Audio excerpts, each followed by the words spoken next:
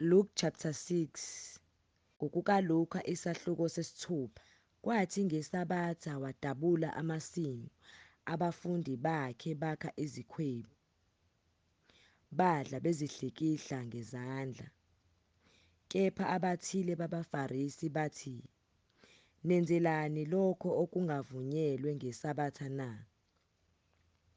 UJesu ebaphendula wathi, "Anifundanga yini lokho akwenza uDavide mhla elambile yena nababenaye, ukuthi wangena endlini kaNkulunkulu wathatha izinkwa zokubukwa ezingavunyelwe ukudliwa muntu, ngabaphristi bodwa, wadla wamnika nababenaye na? Wathi kubo, iNdodana yomuntu iyinkosi neyeSabatha." Kwathi-ke ngelinye iSabatha wangena esinagogeni wamfundisa. Kwakukhona umuntu lapho osandla sakhe sokunene sasishwabene.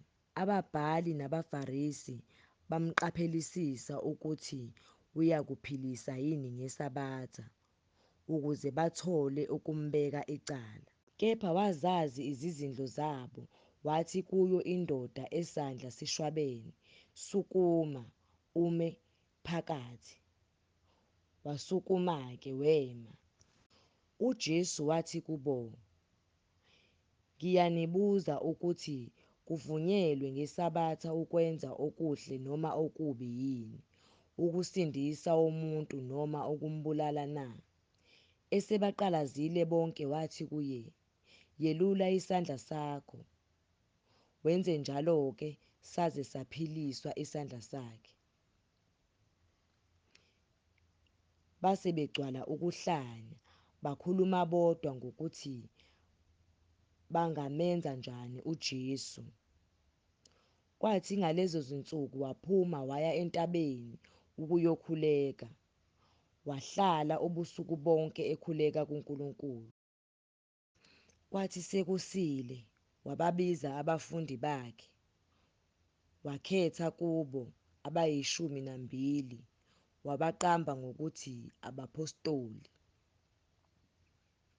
USimoni owamqamba ngokuthi uPetru, no-Andreya umfowabo, noJakobe, noJohane, noFiliphu, noBhatholomewu, noMathewu, noTomase, noJakobe ka-Alfewu, noSimoni othiwa isishisekeli, noJuda kaJakobe, noJuda Iskariyothi, owaba ngumkhapheli.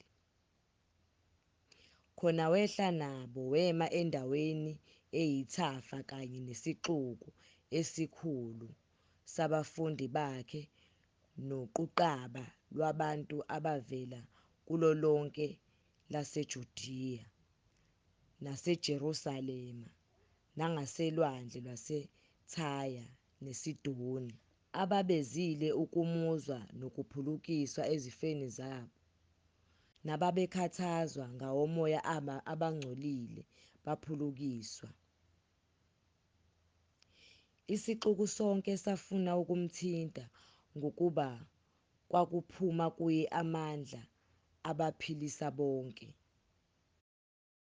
Wayesephakamisela amehlo akhe ngakubafundi bakhe, wathi, "Nibusisiwe nina bampofu, ngokuba umbuso kaNkulunkulu ungowenu. Nibusisiwe nina balambileyo kalokhu, ngokuba niyakusuthiswa. Nibusisiwe nina enikhalayo kalokhu, ngokuba niyakuhleka. Nibusisiwe nxa abantu benizonda nanxa benicwasa, benithuka, belilahla igama lenu ngokungathi libi ngenxa yeNdodana yomuntu. Thokozani ngalolo suku, nigxume ngokubabhekani, umvuzo wenu mkhulu ezulwini, ngokuba oyise babo benza njalo kubaprofethi. Kepha mayekinina abacebileyo ngokuba niyamukele induduzo yenu. Maye kinina basuthiyo kalokhu ngokuba niyakulamba. Maye kinina bahlekayo kalokhu ngokuba niyakulila nikhale. Maye kinina nxa abantu bonke bekhuluma kahle ngani, ngokuba oyise babo benza njalo kubaprofethi bamanga. Kepha ngithi kini enizwayo, thandani izitha zenu, nenze okuhle kwabanizondayo, nibusise abaniqalekisayo, nibakhulekele abanidumazayo. Okushaya esihlathini mnike nesinye, nokwephuca ingubo ungamnqabeli nebhantshi. Muphe yilowo nalowo ocela kuwe, nokwaphuca okwakho, ungabuyi ukubiza kuye. Njengalokhu nithanda ukuba abantu benze kini, yenzani njalo kubo. Uma nithanda abanithandayo, ninakubongwa kuni na? Ngokuba nezoni zithanda abazithandayo.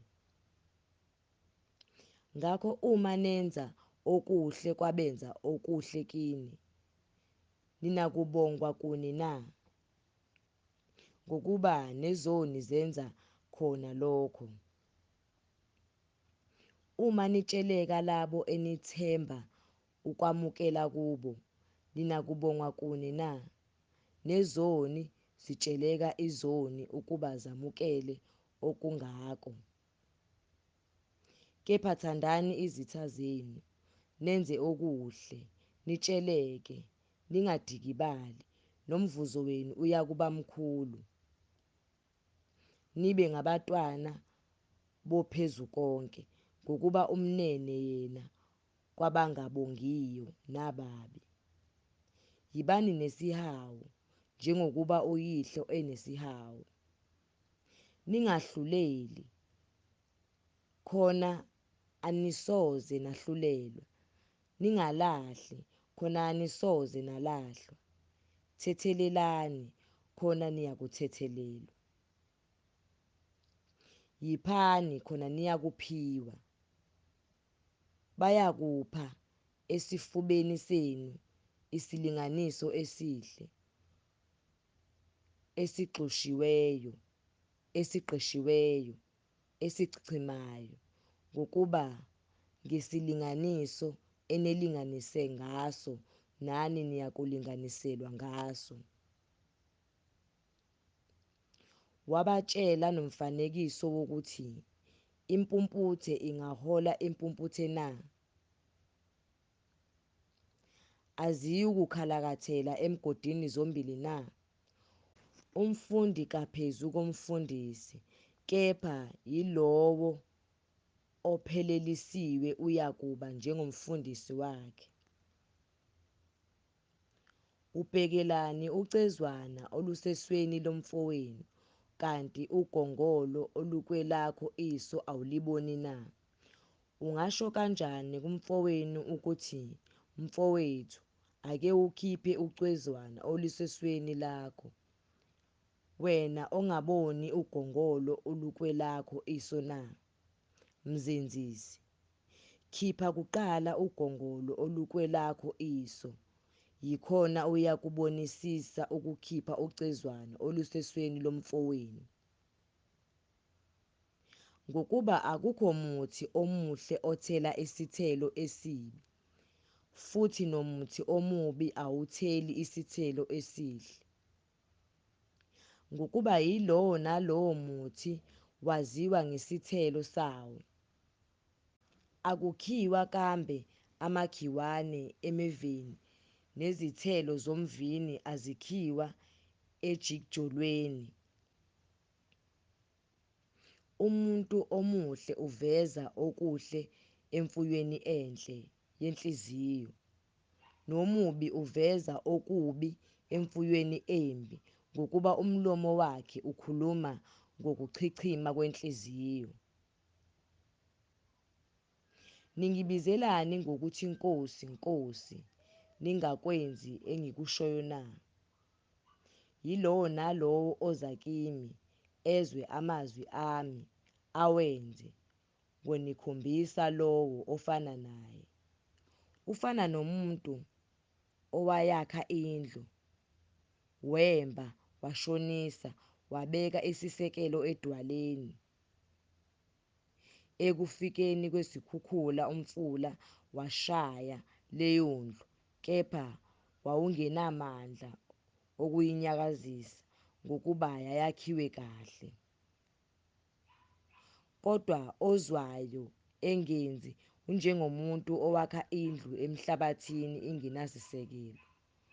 Umfula wayishaya, yawa masinyane, kwaba kukhulu ukudilika kwayo indlu.